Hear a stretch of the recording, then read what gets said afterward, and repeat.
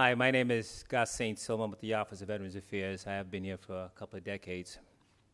Started here as a work-study student, and I've been here since. Love this place, like Carol. We'll retire together, Carol.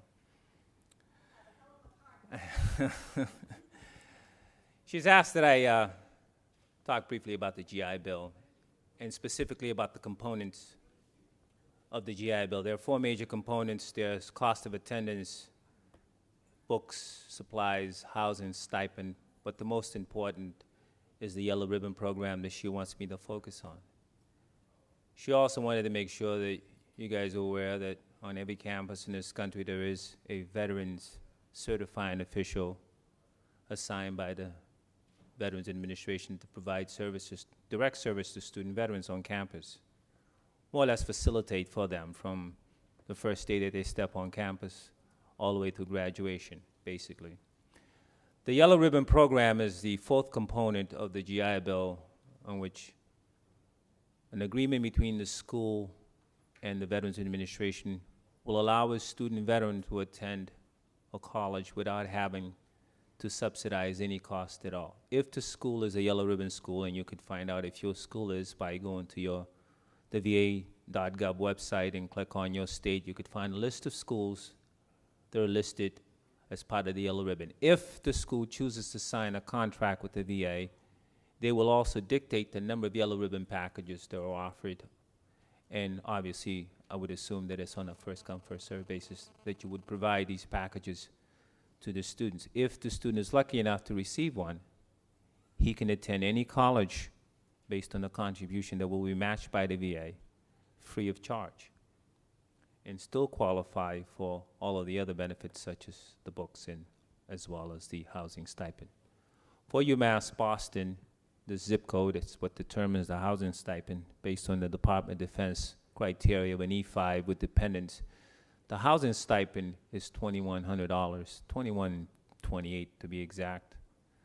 Students get $1,000 for books per year, and the in-state tuition, the highest in-state tuition costs will be covered if students choose to attend a state college. If you attend a college other than one of our own state universities, you would have to obviously subsidize the cost of attendance beyond the cost of the in-state tuition that we will give you. So that's when the Yellow Ribbon comes in. So the VA has unlimited resources, they say, that they will match any campus Yellow Ribbon program. So if Harvard offers 60 Yellow Ribbon packages at whatever cost of their contribution, the VA will match it. So that is where the recruiting will come in. It will make the private schools more accessible for our student veterans. They may not necessarily be just restricted to attending state colleges. The program, the GI Bill program, is designed to provide service for in-state, the highest in-state. If a student chooses to attend a state college where the cost of attendance is twice as much, and if that school is also Yellow Ribbon, a state college can also contribute half and the VA will match it. So it works at a state school level as well as at the private school level. That's basically what Carol wanted me to chat about on the GI Bill side. If you guys have any questions directly, because I know that those North End Italian cookies are waiting, and Carol told me to keep it down to about 10 minutes. So feel free to ask any questions that you may have directly about the GI Bill and how it works and so forth and so on. Go ahead, please.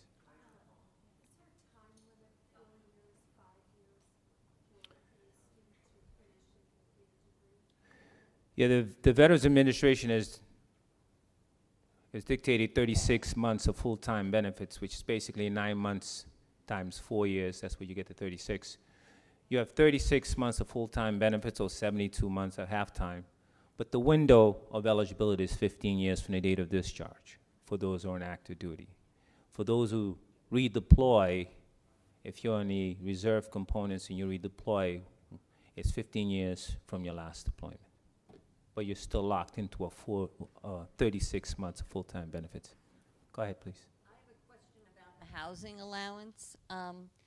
If a student is not a full-time student, do they get the same housing allowance, or Yes. what are the restrictions on that? The VA found that it's only fair to provide that same housing allowance to students who are less than full-time, but they created a criteria of greater than half-time. UMass Boston full-time is 12 credits and half-time is 6, so our students will have to take at least 7 credits to qualify for the full housing allowance. It may change from campus to campus. During the summer where the terms are smaller, so the term that they use is greater than half-time. Thank you. You're welcome. And it's the full housing allowance. Any other questions?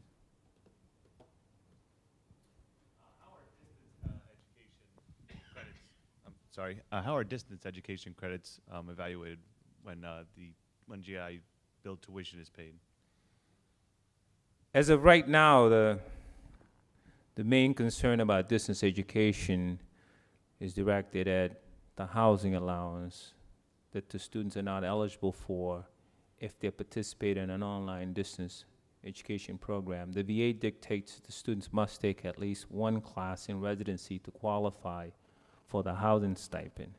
So if you're doing an online program right now as it is, the VA will pay for the cost of attendance and the cost of the books, but you will forfeit your housing allowance. The payment made to the school is reported by the certifying official on campus. If it's done early enough, the VA promised to pay the school 60 days prior to the beginning of term. And for several of our students, we were actually paid 60 days prior to the beginning of term this year. Yes, sir. Thank you. I don't know if you could speak to this at all, and I know it's a kind of complicated, both for the veterans themselves plus the rest of us who work in disability. But can you speak a little bit about the VA's definition of disability? I know people talk about I'm 100% disabled, 75%. Yes, the service-connected disabilities, more or less broken down into percentages. And the amount of your disability stipend is dictated by the percentage given to you by the Veterans Affairs. So that's first and foremost. So if you're at 100%, you're getting the maximum that you can get, and that is for the rest of your life. Now, referring back to the disability percentage that usually comes about, usually on campus, it's to determine vocation rehabilitation certification. So if you have a specific percentage, the Veterans Administration can certify you and train you at any type of training at no cost to the student at any college in the country. So at 10%, that may be tough unless the veteran can demonstrate a severe employment handicap. So those at 10 find it somewhat difficult to get approved. At 20, it's still a little shaky. The Veterans Administration would prefer 30. So that percentage plays a key role in how the VA looks at the possibility of training the students. And one of the things that we do first when students walk in and suggest the possibility of having a service connected, we do refer them, one, to the Veterans Administration for vocation rehabilitation testing, and we also refer them to our disability center. So, any other questions? I guess it's cookie time. Thank you. Thank you, Gus.